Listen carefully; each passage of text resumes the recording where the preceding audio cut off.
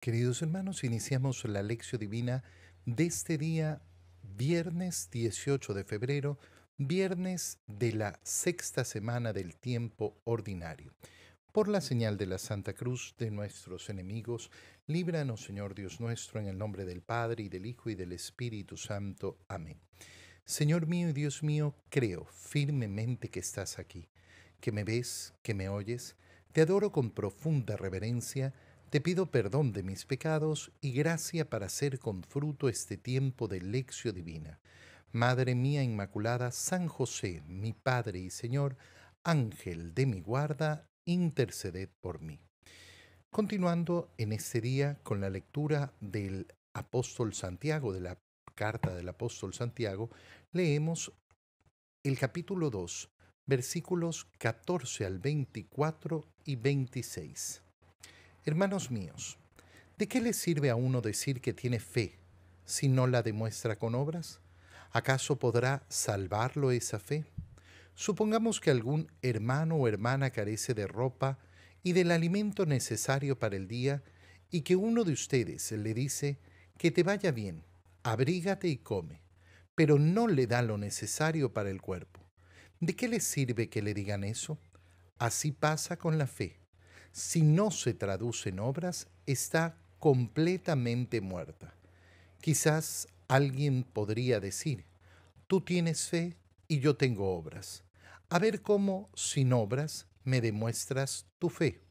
Yo, en cambio, con mis obras, te demostraré mi fe. Tú crees, por ejemplo, que hay un solo Dios y haces bien, pero los demonios también creen eso y sin embargo tiemblan. ¿Quieres saber, hombre ignorante, por qué la fe sin obras es estéril? ¿Acaso nuestro padre Abraham no fue justificado por sus obras cuando ofreció a su hijo Isaac sobre el altar? Fíjate cómo su fe colaboraba con sus obras y por las obras se perfeccionaba su fe. Así se cumplió lo que dice aquel pasaje de la Escritura.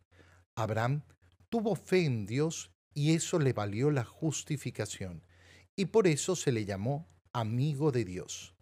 Ya ven cómo la persona es justificada por las obras, no por la fe sola, pues así como un cuerpo que no respira es un cadáver, la fe sin obras está muerta. Palabra de Dios. Llegamos a una parte medular de la carta del apóstol Santiago que es justamente utilizada siempre en la apología para defender aquello que Martín Lutero sostuvo, que era solo necesaria la fe, que no hacían falta las obras. De qué estamos hablando cuando hablamos de las obras de la fe? No estamos hablando de las obras de caridad. Santiago lo deja clarísimo. ¿Quién puede decir que tiene caridad simplemente porque se llena de palabras bonitas ante las necesidades del otro? Entonces, cuando hablamos de las obras de fe, es importantísimo tener claro, no estamos hablando propiamente de las obras de caridad. Las obras de caridad van a ser movidas efectivamente por la fe, pero cuando hablamos de las obras de fe, estamos hablando de aquellas acciones que debe realizar aquella persona que dice efectivamente que tiene fe. Eso se va a unir a las obras de caridad, a las obras que realizamos por amor al prójimo. De alguna manera, cuando hablamos de fe y hablamos de caridad, y lo traducimos en los actos que debemos realizar, estamos apuntando a aquellas obras que se realizan por amor a Dios, que serían los actos de la fe, y las obras que se realizan por amor a los hermanos, al prójimo, que serían entonces las obras de la caridad. Lo mismo que hemos oído decir a Santiago sobre las obras de la fe, lo podemos aplicar a las obras de caridad, como él mismo lo muestra. No sirve de nada decir que yo tengo un corazón caritativo si lo que me lleno es solo de intenciones y palabras. Son las obras las que van a determinar si yo efectivamente vivo la caridad. Y con la fe igual. ¿Amas a Dios o no? Sí, yo amo a Dios. ¿Cuáles son las obras que demuestran tu amor a Dios? ¿Cuáles son esas obras que demuestran tu amor a Dios? Y resulta que no existen esas obras. Bueno, entonces no existe ese amor a Dios. ¿Cómo inicia esta parte de la carta de Santiago? ¿De qué le sirve a uno decir que tiene fe si no la demuestra con obras? ¿De qué sirve decir que tengo fe si no la demuestra con obras? ¿Acaso podrá salvarlo esa fe? No, porque esa fe resulta que es falsa. Esa fe resulta que es completamente falsa. Se queda simplemente en una idea, en una imaginación, en un deseo, en una intención, pero solo en la mente, solo en la mente. Los actos del hombre tienen que realizarse. Y entonces pone el ejemplo de los actos de caridad. Supongamos, dice Santiago, que algún hermano o hermana carece de ropa y del alimento necesario y uno le dice que te vaya bien, abrígate y come. Le desea ese bien, le desea ese bien caritativo, pero resulta que no le entrega absolutamente nada. ¿De qué le sirve que le digan eso? Y entonces, así pasa con la fe. De la misma manera, mira cómo lo diferencia. Por qué es importante esta diferenciación entre las obras de caridad y las obras de fe? Porque lamentablemente muchas personas se justifican en su falta de obras de fe por las obras de caridad.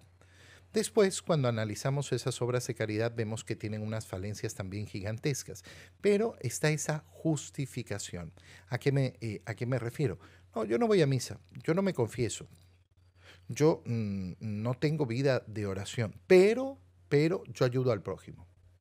Maravilloso, hermano, maravilloso. Eso significa que amas al prójimo.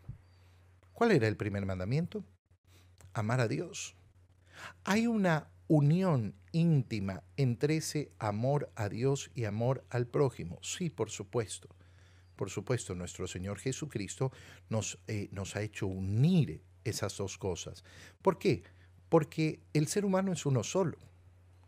Y por eso ahí donde vieron a ese hambriento y lo alimentaron, a mí me alimentaron. Ahí donde vieron a ese sediento y le dieron de beber, a mí me dieron de beber. Ahí donde vieron a ese enfermo y lo visitaron, entonces a mí me visitaron. Las obras que hacemos por amor a los hermanos, las podemos convertir en obras de amor a Dios, por supuesto. Pero eso sucede si las obras de fe están presentes. Cuando en cambio solo tengo las obras de caridad, solo tengo las obras de amor al prójimo, ¿qué es lo que sucede? Bueno, sucede algo muy sencillo. Sucede que tengo un gran humanitarismo. Bueno, ¿cuántas personas en este mundo que no creen en Dios, que no creen en Dios, realizan obras humanitarias preciosas? Y es algo bueno, claro, por supuesto que sí, pero eso no está ni engrandeciendo su fe ni haciendo que amen a Dios. Entonces nosotros tenemos que tener claras las dos cosas. Quizás alguien podría decir, tú tienes fe y yo tengo obras. Es decir, yo tengo esas obras de caridad, y en cambio tú tienes tu fe. A ver cómo sin obras me demuestras tu fe. Yo en cambio con mis obras te demostraré mi fe, diciendo, yo no necesito esos actos de fe, sino que necesito efectivamente solo las obras que realizo. ¿Tú crees, por ejemplo, y comienza a explicar Santiago, que hay un solo Dios? Y haces muy bien, pero los demonios también creen eso y sin embargo tiemblan.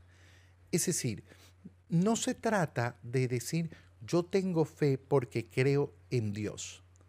Yo creo que existe Dios. Dice Santiago, mira, los demonios también. Los demonios también creen en Dios y sin embargo tiemblan ante Dios. Tiemblan ante Dios. ¿Por qué?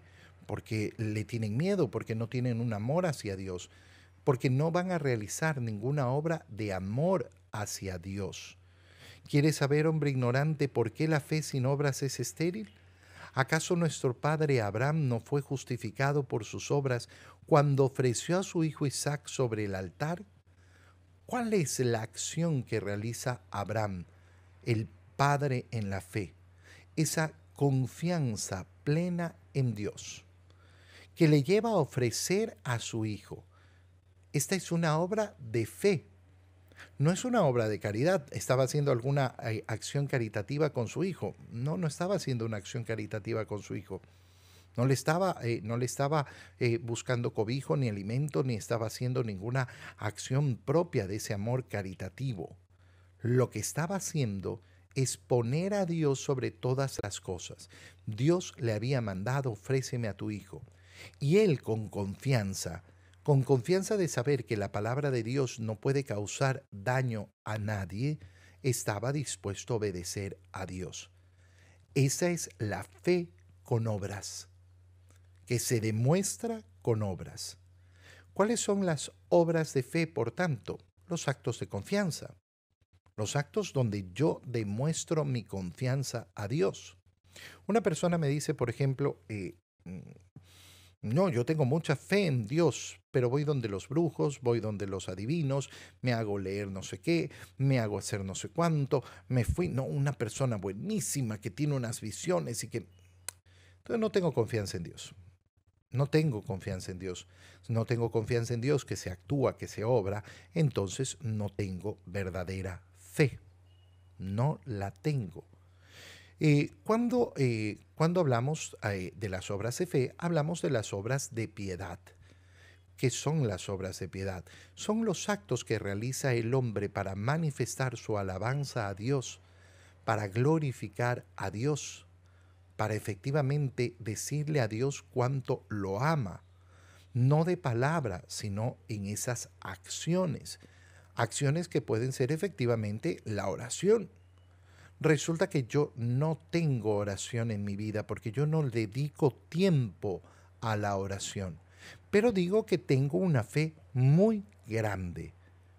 Bueno, me estoy enfrentando a una gran mentira. Es mentira mi fe. Fíjate, dice Santiago, eh, la fe colabora con sus obras y por las obras se perfecciona su fe. Por las obras vamos perfeccionando nuestra fe. Yo digo que creo en Dios y que Dios es lo más importante, pero resulta que el domingo no le puedo dedicar ni siquiera una hora para la misa. Resulta que día a día no puedo tener un tiempo de intimidad donde estoy a solas con el Señor, que no tengo ningún acto de amor hacia Él, que yo no me postro, no me pongo de rodillas nunca. Tú lo verás, muchas personas en la iglesia que yo no me tengo que arrodillar, yo no me tengo que arrodillar, no, se me ensucia el pantalón, se me ensucia el pantalón, entonces si se me va a ensuciar el pantalón no me voy a arrodillar. Pues resulta que postrar el cuerpo es un acto de fe importantísimo, donde obro con mi cuerpo lo que hay en mi alma, el deseo de postrarme delante de Dios. Yo digo, mi alma entera se postra al Señor. Pero resulta que doblar una rodilla no quieres. No estoy hablando de los que no pueden, de los que no quieren. No, es que yo tengo una relación etérea, una relación simplemente espiritual. Hermano mío, tú eres alma y cuerpo. Alma y cuerpo, los actos de fe se manifiestan también físicamente. Por eso dice aquel pasaje de la Escritura que Abraham tuvo fe en Dios y eso es lo que le vale la justificación. Por eso fue amigo de Dios, porque fue capaz de obrar de acuerdo a su fe. Mira, cuando una persona, por ejemplo, no entiende el tema de la apertura a la vida. No, nosotros no podemos estar abiertos a la vida porque esto, porque el otro, ¿Cuál es el problema de fondo? No, es que la iglesia dice que no puedes usar el anticonceptivos ni preservativos. No, mira, lo que la iglesia enseña es confiar en Dios. ¿Por qué? Porque lo que la iglesia enseña es el camino de fe. Resulta que yo no tengo fe en el Creador. Yo de hecho le tengo miedo al Creador. Yo creo que el Creador es un ser que me quiere hacer daño, que me quiere hacer mal. Disculpa, ¿cuál es tu fe entonces? ¿Cuál es tu fe? No, yo creo perfectamente. No sé en qué crees, porque yo no puedo creer en el Creador que quiere destrozarle la vida a la gente. No es esa la fe que anunciamos y la fe que nos mueve. La persona es justificada por las obras de fe, no por la fe sola.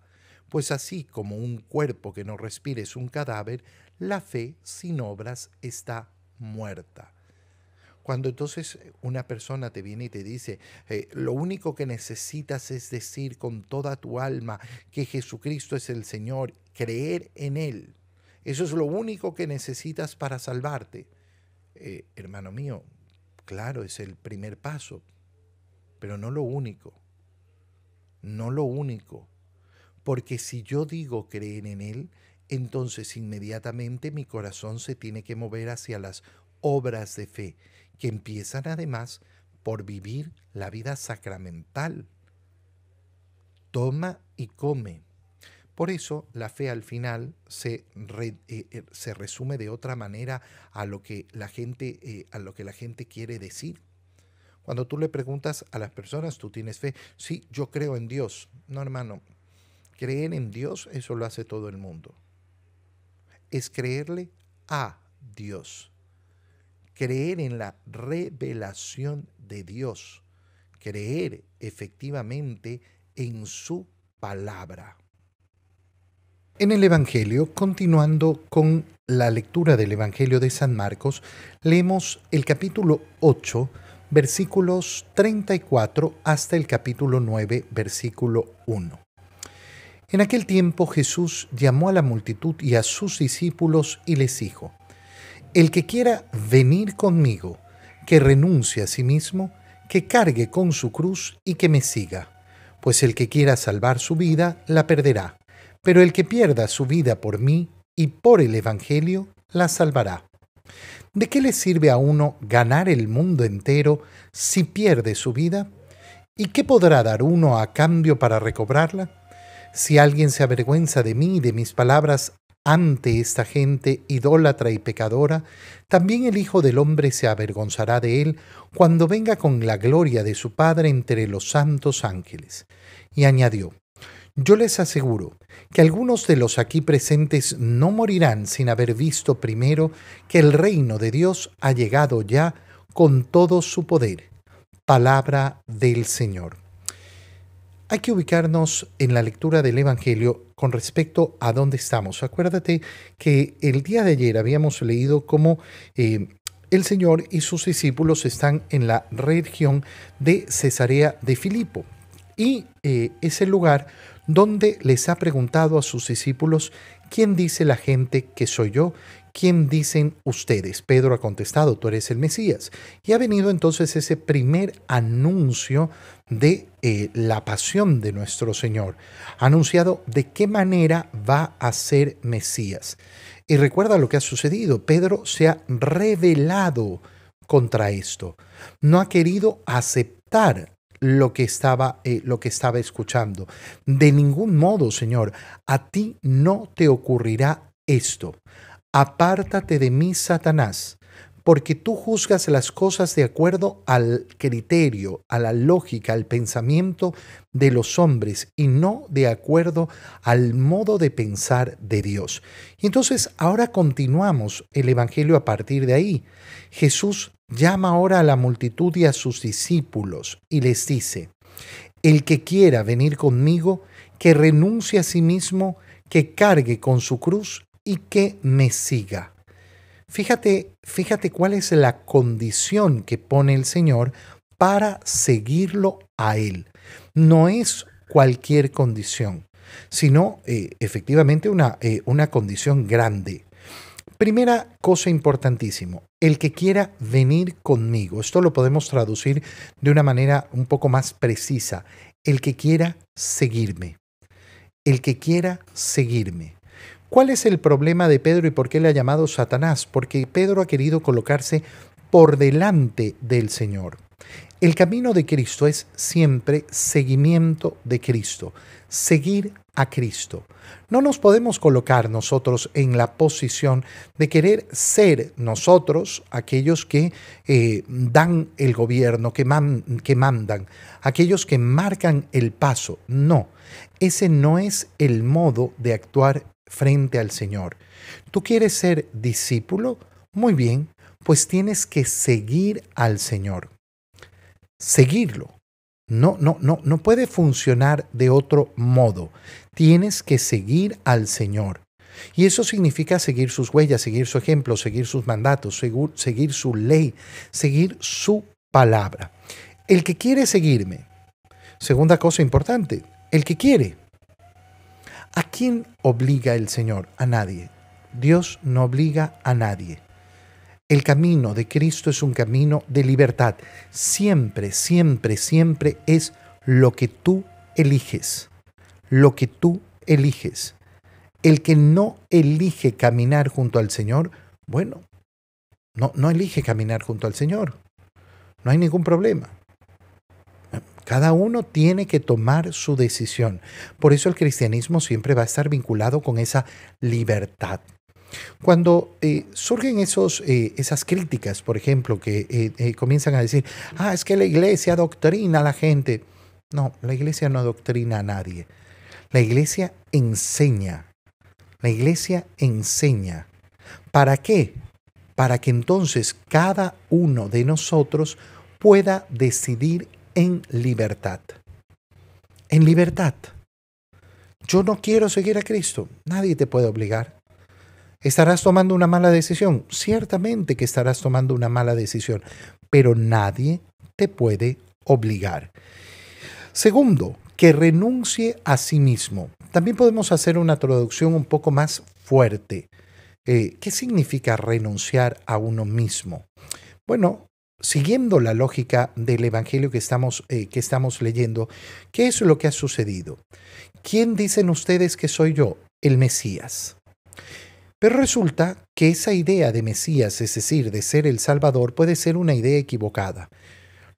Por eso el Señor les dice, no se lo digan a nadie. ¿Por qué no se lo digan a nadie? Porque les voy a explicar cómo se va a realizar el mesianismo.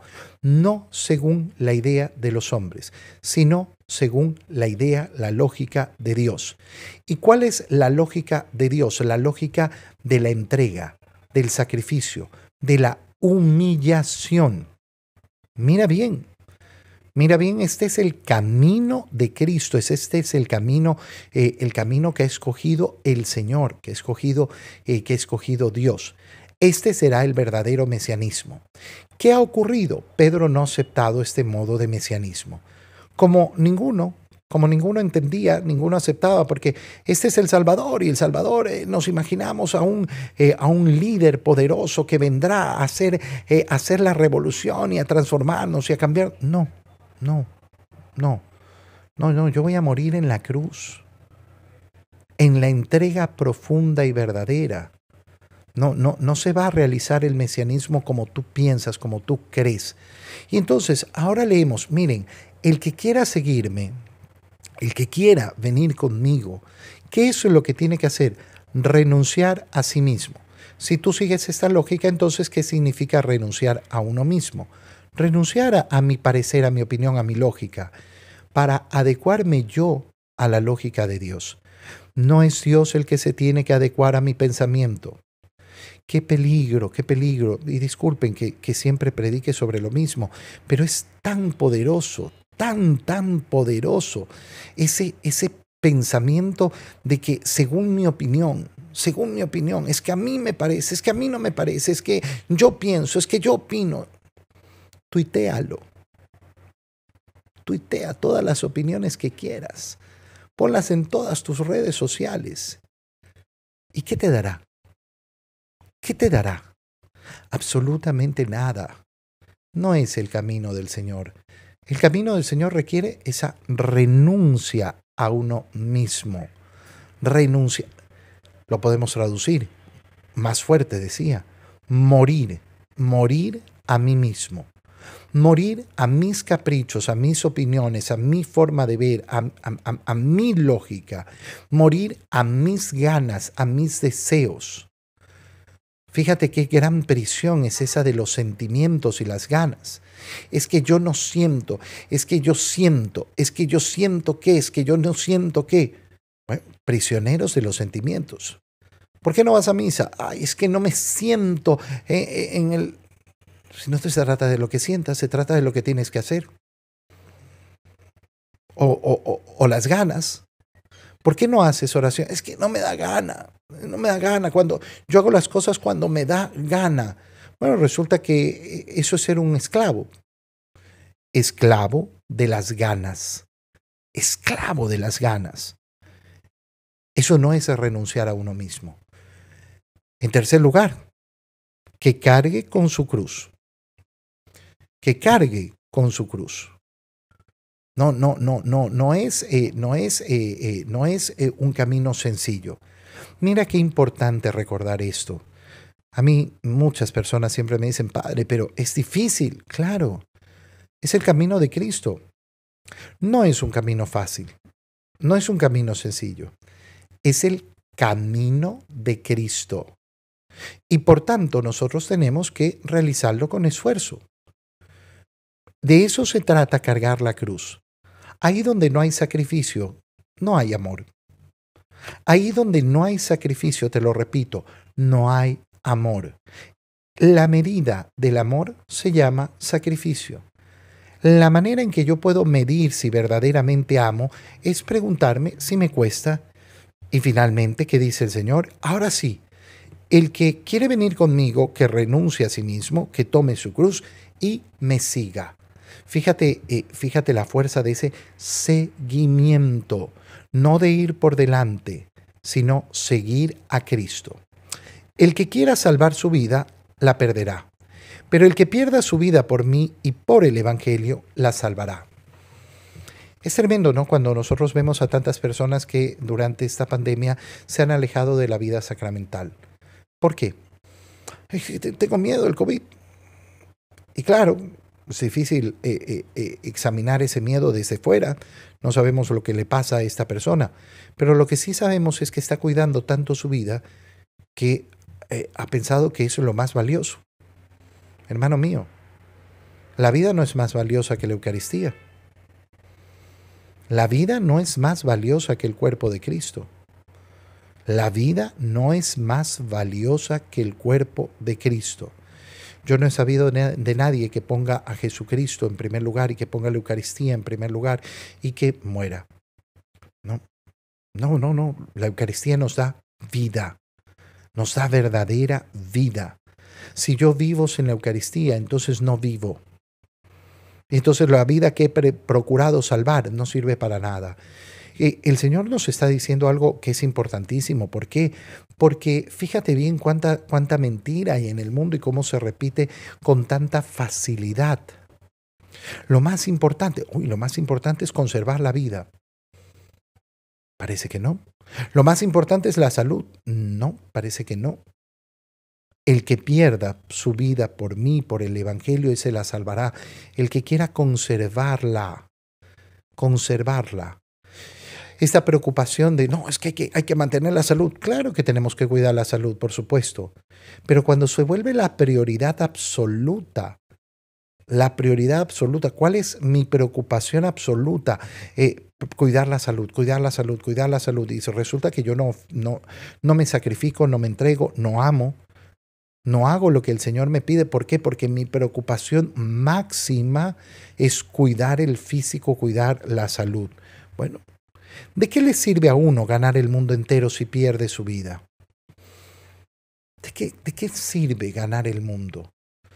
El Señor pone prioridades, prioridades, porque al final la vida entera es eso.